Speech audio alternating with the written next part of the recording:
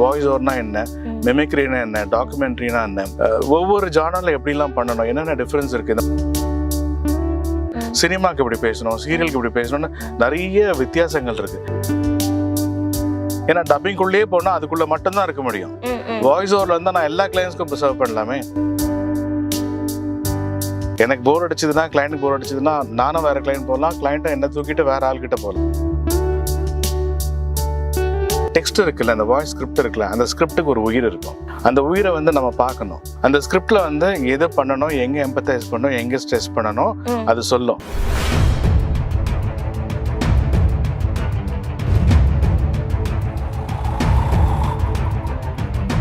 மாற்று குரல் நேயர்களுக்கு அன்பு வணக்கம். இன்னைக்கு நம்ம படம் பார்த்தாலும் சீரியல் பார்த்தாலும் ஏங்க டாக்குமெண்ட்ரி எது பார்த்தாலுமே அங்க கேட்கிற ஒரு வாய்ஸ் தான் நம்மள ரொம்ப அட்ராக்ட் பண்ணும். ஒரு விஷயம் மக்கள் கிட்ட ரீச் ஆகுறதுனாலே அதுல பேக்ரவுண்ட்ல வர அந்த வாய்ஸ் தாங்க.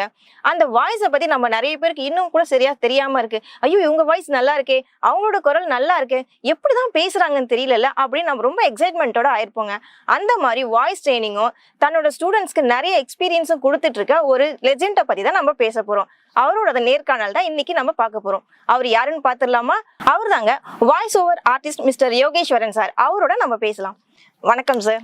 வணக்கம் ஸ்டெல்லா, எப்படி இருக்கீங்க? நல்லா இருக்கேன் சார். நீங்க எப்படி இருக்கீங்க? நல்லா இருக்கீங்களா? All fine. சொல்லுங்க சாரை பத்தி ஒரு இன்ட்ரோடக்ஷன், உங்களை பத்தி கொஞ்சம் சொல்லுங்களேன். ஓகே, என் பேர் யோகேஷ். நீங்கள் கரெக்டாக தான் சொல்லியிருக்கீங்க. வாய்ஸ் ஓவர் ஆர்டிஸ்டாக இருக்கேன். லாஸ்ட் ஒரு 15 to 18 இயர்ஸாக வாய்ஸ் ஓவர் ஆர்டிஸ்டாக இருக்கேன். இந்த வாய்ஸ் ஓவர் ஆர்டிஸ்ட்க்கும் டப்பிங்க்கும் நிறைய பேருக்கு நிறைய வித்தியாசங்கள் தெரியறது இல்லை. டப்பிங்னா ஒரு எமோஷன் வாங்கி அடுத்தவங்க நடிச்சதை நம்ம குரலில் போட்டு ஃபிட் பண்ணி அந்த எமோஷன்ஸை அந்த லிப்ஸிங்கில் பண்ணுறது தான் டப்பிங்.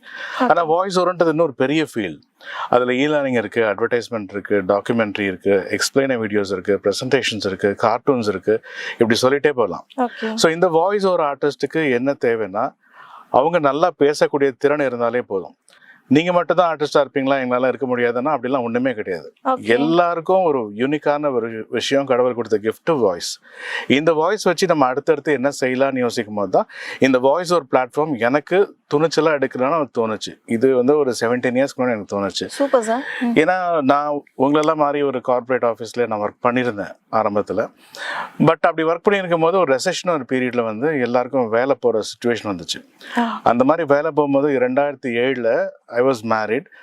அப்போ என்ன பண்ணுறதுன்னு தெரியல. அப்போ எனக்கு 36 வயசு. அந்த சமயத்தில் வந்து எங்கே போய் வேலை தேடினாலும் இல்லை. மார்க்கெட் சரிவான நேரத்தில் யார் வேலை கொடுப்பா ஒரு சீனியருக்கு? ஸோ என்னோட சேலரி அங்கே வந்து 4 பேருக்கு அப்ரைஸ்லாம் கொடுக்க வேண்டிய சுச்சுவேஷன். 2 மாதம் நோட்டீஸ் கொடுத்து நீங்கள் போயிட்டு வாங்கன்னு சொல்லிட்டாங்க. I was really stranded. என்ன பண்ணுறதுனே தெரியல, பிஸ்னஸ் தெரியாது. எல்லாம் வந்து உன் குரல் நல்லா இருக்கு, நீ இங்கிலீஷ் நல்லா பேசுகிற, வாய்ஸ் ஒரு ட்ரை பண்ணு அப்படின்னு சொல்லும்போது எங்கள் வீட்டில் என் ஒய்ஃப், எங்கள் அம்மா, என் சிஸ்டர்ஸ்லாம் சொல்லும்போது எனக்கு அது வாய்ஸ்னா என்ன, டப்பிங் தானே, அது சினிமா சைடு நமக்கு செட் ஆகாதே அப்படிதான் நான் யோசித்தேன். பட் அதுக்கு பின்னாடி நிறைய விஷயங்கள் இருக்குன்றது எனக்கு ஒவ்வொரு ஸ்டேஜ்ல தான் தெரிய ஆரம்பிச்சது. ஆனா self learning is the best learning. நம்ம வந்து நம்மளோட முயற்சியை விடாமுயற்சியா தொடர்ந்து அது என்னன்றதை எக்ஸ்ப்ளோர் பண்ணிட்டே இருந்தோம்னா எந்த ஃபீல்டா இருந்தாலும் கண்டிப்பா ஷைன் ஆகலாம். அப்படிதான் இப்ப நான் வந்திருக்கேன். Super sir. ஆக்சுவலா பாத்தீங்கன்னா அந்த லாக்டவுன் வந்தப்ப நிறைய பேர் லைஃப் ஸ்டைல திருப்பி போட்டிருக்கு இல்லைங்களா? நிறைய பேருக்கு சேஞ்ச் ஓவர் கிடைச்சிருக்கு. யாரு நம்ம பார்த்தாலுமே இந்த லாக்டவுன் வந்த பிறகுதான் என் லைஃப் ஸ்டைலே மாறுச்சு, என் லைஃப் இப்படி ஆச்சுன்னு சொல்லி நிறைய பேர் பாசிட்டிவா எடுத்துட்டு பண்ணிருக்காங்க.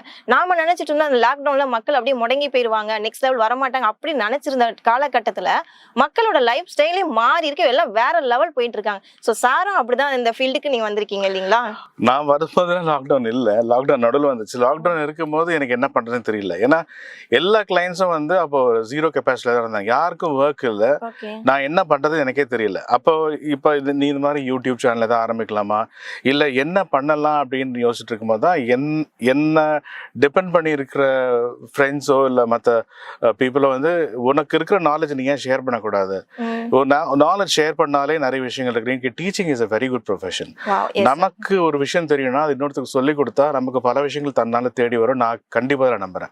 ஸோ எனக்கு ஒரு விஷயம் தெரியும்னா அது உனக்கும் தெரியணும், இது உனக்கு தெரியுமா, இதில் நீ ட்ரை பண்ணுறியான்னு சொல்லும்போது எனக்கு அப்படி தானே ஒருத்தர் சொன்னாங்க.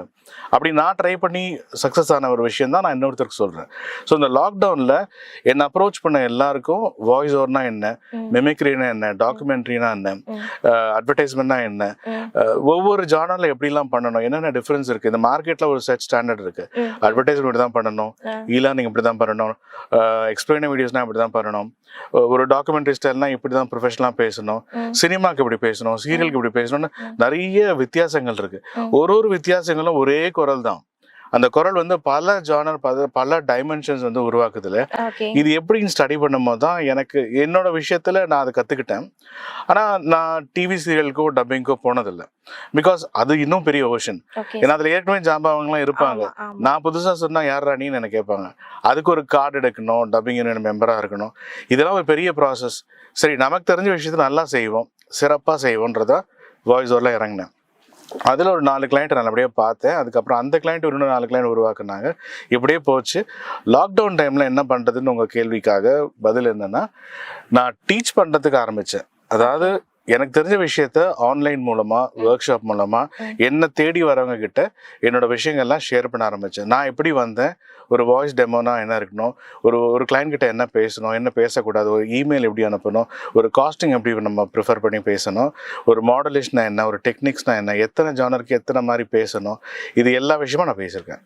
அதுதான் சார். இன்னொரு கொஸ்டின் கேட்குறேன், டப்பிங்க்கும் வாய்ஸ் ஓவருக்கும் என்ன டிஃப்ரென்ஸ் இருக்கு சார்? இது ஒரு நல்ல கேள்வி. டப்பிங்னா ஆரம்பத்தில் சொன்ன மாதிரி தான், மற்றவங்க எமோஷனுக்கு ஒரு ஆக்ட்ரஸ் போட்ட எமோஷனுக்கு நம்ம டோனை ஃபிட் பண்ணுறது தான். ப்ராபப்ளி அவங்க பிஸியாக இருக்கலாம், இல்லை வேற ஷூட்டிங் போயிருக்கலாம், தனக்கு இருக்கிற குரல் மாதிரி ஒரு ஆர்டிஸ்ட்டை போடணும் அவங்க சொல்லிட்டு போயிருக்கலாம். அப்படிதான் டப்பிங்லாம் உருவாச்சு. அந்த காலத்துலேருந்து இருக்குது. அது ஒரு பெரிய ஃபீல்டு தான், இல்லைன்னு சொல்ல. பட் அதை நான் ஒரு செக்மெண்ட்டை தான் பார்த்தேன். ஏன்னா டப்பிங்குள்ளேயே போனால் அதுக்குள்ளே மட்டும்தான் இருக்க முடியும். வாய்ஸ் ஓவர்ல இருந்தா நான் எல்லா கிளைண்ட்ஸ்க்கும் சர்வ் பண்ணலாமே. எனக்கு நிறைய கிளைண்ட்ஸ் இருப்பாங்களே. அதனாலதான் நான் இந்த ஃபீல்ட்ல, அதாவது கார்பரேட் செக்மெண்ட் ஒன்று இருக்கு இல்லையா, சினிமா ஃபீல்டு வேற, கார்பரேட் செக்மெண்ட் வேற. கார்பரேட்டுக்கு தேவை வந்து ஒரு வாய்ஸ் ஆர்டிஸ்ட். ஸோ அந்த ஃபீல்டில் நான் ட்ராவல் பண்ணது எனக்கு இன்னும் சேஃபாக பட்டுச்சு. ஸோ சோஃபா டச்வுட் அதில் ஹாப்பியாக இருக்கேன். Okay okay sir. சார் இப்போ வாய்ஸ் ஓவர் ஆர்டிஸ்ட்னு சொல்லியிருக்கீங்க இல்லையா, அதில் வந்து என்ன டைப் ஆஃப் வாய்ஸ் ஓவர் இருக்கு சார்? வாய்ஸ் ஓவரில் இ-லேர்னிங் இருக்குது, எக்ஸ்பிளைன் வீடியோஸ் இருக்குது, ப்ரெசன்டேஷன்ஸ் இருக்குது, டாக்குமெண்ட்ரி இருக்குது, டெலிஃபோன் ப்ராம்ஸ் இருக்குது, எக்ஸ்பிளைன் வீடியோஸ் இருக்குது, கார்ட்டூன்ஸ் இருக்குது. இது மாதிரி ஒரு ஸ்கிரிப்டை கொடுத்தா அந்த ஸ்கிரிப்டுக்கு கார்பரேட், இப்போ ரியல்டார் இருக்காங்க, ஒரு பெரிய மனையை போட்டிருப்பாங்க, ஒரு பிளாட் கட்டியிருப்பாங்க, ஒரு ஹாஸ்பிட்டல் இருக்கும், இல்லை ஒரு ப்ரொடக்ஷன் கம்பெனி இருக்கும். அவங்க ஒரு வருஷம் பண்ணதெல்லாம் என்னன்றது அடுத்த அவங்க ஆனுவல் ஜெனரல் மீட்டிங்ல சொல்றதுக்காக இருக்கும்.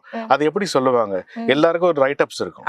எல்லா கம்பெனிலையும் வந்து அடுத்த வருஷத்துக்கு போன வருஷம் நம்ம என்ன பண்ணோம், இந்த வருஷம் என்ன பண்ண போறோம்ன்றது ஒரு ரைட் அப் இருக்கும்.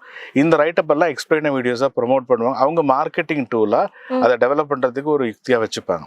ஸோ இதுக்கு ஒரு வாய்ஸ் ஆர்டிஸ்ட் தேவை. ஸோ இது மாதிரி எங்கெங்க எப்பப்போ எந்தெந்த கம்பெனிக்கு என்னென்ன வேணும்ன்றதை நம்ம கூகுள் சர்ச் பண்ணாலே பாதி விஷயங்கள் தெரிஞ்சிடும். கூகுள் என்ன மாதிரி சர்ச் பண்ணலாம்? கூகுள்ல கீவேர்ட்ஸ் போட்டு சர்ச் பண்ணுவேன். இப்போ ஒரு advertisement companies in Chennai, explain videos company in Chennai அப்படி போட்டாலே அது ஒரு 10-15 லிஸ்ட் எடுத்து கொடுக்கும். அந்த மாதிரி கம்பெனிக்கே நம்ம ஃபோன் பண்ணி பேசக்கூடாதா? ஃபோன் பண்ணி பேசி, நான் நான் இந்த ஃபீல்டில் இருக்கேன், உங்ககிட்ட ஆப்பர்ச்சுனிட்டி இருந்தால் எனக்கு கொடுங்க அப்படின்னு சொல்லிட்டு கேட்கும்போது, நீ என்ன பண்ணியிருக்கேன், நீ யாருன்னு கேட்பான். அங்கே ஒரு கான்டாக்ட் கிடைக்குதா, அந்த கான்டாக்ட் எஸ்டாப்ளிஷ் பண்ணலாமா, 2 வாரத்துக்கு ஒரு வாட்டி ஃபோன் பண்ணலாமா, பேசிட்டு அவங்க கிட்ட ஏற்கனவே ஆள் இருப்பாங்க, அந்த ஆள் பண்ணிட்டு தான் இருப்பாங்க, அந்த ஆர்டிஸ்ட் அங்கே இருப்பாங்க. பட் அதை போர் அடிச்சிடும் அவங்களுக்கு. புதுசா ஒரு ஆர்டிஸ்ட் வேணும், நியூ வாய்ஸ். மார்க்கெட்ல எப்பவுமே நியூ வாய்ஸஸ் தேவைப்பட்டுக்கிட்டே தான் இருக்கும். நான் இந்த ஃபீல்ட்ல ரிட்டையர் ஆவேன்னு சொல்லவே முடியாது. எனக்கு போர் அடிச்சதுன்னா, கிளைண்ட்டுக்கு போர் அடிச்சதுன்னா, நானும் வேற கிளைண்ட் போகலாம், கிளைண்ட்டை என்ன தூக்கிட்டு வேற ஆள் கிட்ட போகலாம். ஸோ அதனாலதான் சொல்றேன், நியூ கமர்ஸ்க்கு நிறைய ஆப்பர்ச்சுனிட்டிஸ் வாய்ஸ் ஓவர்ல இருக்கு. இப்போ ஆர்டிஃபிஷியல் இன்டெலிஜென்ஸ் வந்துருச்சு, ஏஐ வந்த பிறகு எல்லாருக்கும் ஒரு பயம் இருக்கும், இந்த சான்ஸ் எப்படி இருக்கும்னு. அது இன்னும் 10 வருஷம் ஆகும் ஸ்டெபிலைஸ் ஆக. அது வரைக்கும் நம்ம ஹாப்பியா இருக்கலாம். சோ இப்போ வாய்ஸ் ஓவர் ஆர்டிஸ்ட் வந்து இப்படி அப்ரோச் பண்ணுங்கன்னு சொல்றீங்க, அவங்க சாம்பிள் எல்லாம் கொடுக்கணுமா? அவங்களுடைய வாய்ஸ் மாடுலேஷன் சாம்பிளா எடுத்து கொடுக்கணுமா? கண்டிப்பாமா. பிகாஸ் வாய்ஸ், எனக்கு நல்ல வாய்ஸ் இருக்குன்னு சொல்றது, நீங்க பாடலாம், நீங்க நல்ல வீட்டுல பேசலாம், இல்ல மேடையில நல்ல பேச்சாளராக இருக்கலாம், அது உங்க வீட்டுக்கு மட்டும் தான் தெரியும். ஒரு கிளைண்ட்டுக்கு எப்படி தெரியும், உங்க ஃப்ரெண்ட்ஸ்க்கு தெரியலாம், இது நம்ம மார்க்கெட்டுக்கு எப்படி சொல்லுவோம். ஸோ அதுக்கு ஒரு டெமோ வேணும். டெமோ தான் ஷோரீல் மாதிரி. ஒரு ஆஃபீஸ்க்கு எப்படி நான் இது படிச்சிருக்கேன், இந்த வேலைக்கு நான் வந்து தகுதியான ஆளா இருப்பேன்னு சொல்லிட்டு நீங்க உங்க ரெஸ்யூமை புஷ் பண்றீங்களோ, அதே மாதிரி ஒரு ஸ்ட்ரேஞ்சர் கிட்ட, ஒரு கம்பெனி கிட்ட எனக்கு இந்த வாய்ஸா நல்லா பண்ண முடியும், அதுக்கு நல்ல ப்ராக்டிஸ் வேணும். சும்மா நானே வாட்ஸ்அப்ல ஒன்று ரெக்கார்ட் பண்ணி இதை எடுத்து ஒரு கிளைண்ட் கிட்ட போட்டு காமிச்சு இதே எனக்கு ஒரு ஆப்பர்ச்சுனிட்டியா கன்சிடர் பண்ணி எனக்கு ஒரு வாய்ப்பு கொடுங்கன்னா கொடுக்க மாட்டாங்க. ஸோ அவங்களுக்கு தெரியும் யார் அமெச்சூர், யாரு வந்து ஒரு ப்ரொஃபஷனல், யாரு நேத்து வந்தாங்க, யாரு வந்து பல வருஷமா பண்றாங்க, இல்ல என்னன்னா நீங்க வேற யாருக்கெல்லாம் பண்ணிருக்கீங்கன்னு எனக்கு கேட்பான். அப்ப நான் 2-3 கிளைண்ட் சொன்னா you will be happy. Okay, இவர் வந்து ஒரு ப்ரொஃபஷனலா தான் இருக்காரு, இவர்கிட்ட நம்பி கொடுக்கலாம். அந்த நம்பிக்கையை சம்பாதிக்கிறதுக்கு ஒரு டெமோ வேணும். அந்த டெமோ தான் ஒரு ஷோரீல். அந்த ஷோரீல் பண்றதுக்கு நம்ம வந்து ரொம்ப ரொம்ப ரொம்ப மெனக்கெடணும். சென்ஸ் ரெகுலர் பிராக்டிஸ் பண்ணணும்.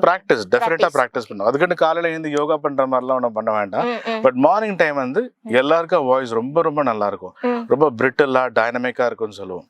அந்த வாய்ஸ் இன்னும் மெருகேத்துறதுக்கு சில ஓம் எக்ஸசைஸ் இருக்கு, பிரீதிங் எக்ஸசைஸ் இருக்கு, இன்ஹேலிங் எக்ஸைலிங் எக்ஸசைஸ் இருக்கு, லங் எக்ஸசைசஸ் இருக்கு. இதெல்லாம் பண்ணும்போதே நம்ம வாய்ஸ் நம்மளோட சூப்பரா இருக்கும். அது பாடுறவங்க அது கரெக்டா தெரிஞ்சுப்பாங்க. ஏன்னா அவங்களுக்கு தெரியும் எந்த டைம்ல போய் பாடினா அவங்களோட பாட்டோட டோன் எப்படி இருக்கும்னு தெரியும். அதே மாதிரிதான் வாய்ஸ் ஆர்டிஸ்டுக்கும்.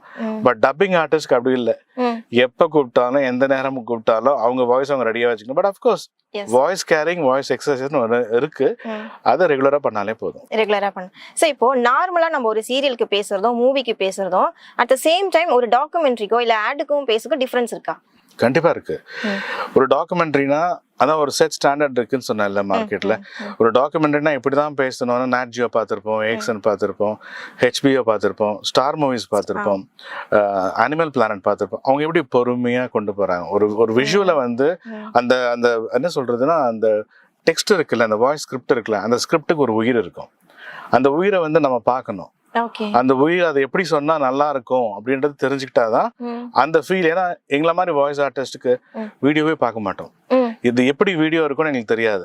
அந்த அந்த கிளைண்ட் வந்து என்னென்ன ஷூட் பண்ணிருக்காங்க ஃபுட்டேஜ் எங்களுக்கு தெரியாது. ரொம்ப ரேரா கிளைண்ட் வந்து சார் ரொம்ப கஷ்டப்பட்டு ஷூட் பண்ணிருக்கேன், இது உங்க வாய்ஸ் தான் காப்பாற்றணும், அதனால வந்து இது ஒரு வாட்டி பாத்துக்கோங்க, இந்த ஃபீல்ட்ல நீங்க பேசணும். அவன் ட்ரோன் ஷாட் எடுத்திருப்பான், டாப் ஆங்கிள் இருந்து மிட் ஆங்கிள் எடுத்திருப்பான், என்னென்னமோ பண்ணி அவங்க எல்லா கேமரா ஜெமிக்ஸும் போட்டு அந்த ஃபுட்டேஜ் பிரமாதமா எடுத்திருப்பாங்க. 3 நிமிஷம் 2 நிமிஷம் இருக்கும். அதை வந்து சும்மா நான் படிச்சு கொடுத்தேன்னா அப்படியே பவுன்ஸ் ஆகும். அவன் கண்டிப்பா திட்டுவான் நம்மள. சோ அதை பாக்குற ரீசன் என்னன்னா நம்ம ப்ரிப்பேர் பண்ணிக்கிறது. இந்த ஸ்கிரிப்ட் ஏன்னா கிளைண்ட்டை பொறுத்த வரைக்கும் அவங்க வீடியோல தான் கான்சென்ட்ரேட் பண்ணுவாங்க.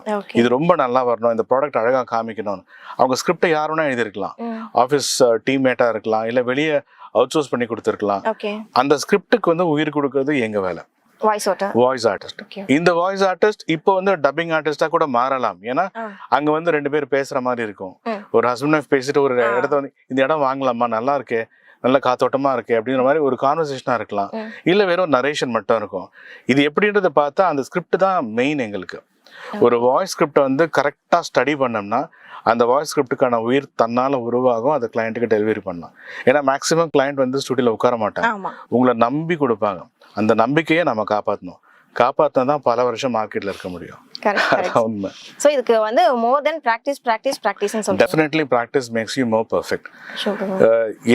எந்த விஷயம் பாட்டு கூட நம்ம பிராக்டிஸ் பண்றோம்ல, இல்ல ஒரு நடிப்பா இருந்தாலும் பிராக்டிஸ் பண்றோம், டயலாக் பிராக்டிஸ் பண்றோம், நடிப்பு பிராக்டிஸ் பண்றோம். எதா இருந்தாலும் பிராக்டிஸ் பண்ணா 2 வாட்டி 3 வாட்டி. இல்ல நீங்க ஸ்டேஜ் ஏறி இருப்பீங்க, ஸ்கூல்ல ஒரு போயம் சொல்லியிருப்பாங்க, ஏதோ ஒண்ணு வீட்டுல ப்ரிப்பேர் பண்ணுவீங்க, அப்பாட்ட சொல்வீங்க, அண்ணன்கிட்ட சொல்வீங்க, கண்ண மூடி ஒரு வாட்டி சொல்லி பார்ப்பீங்க.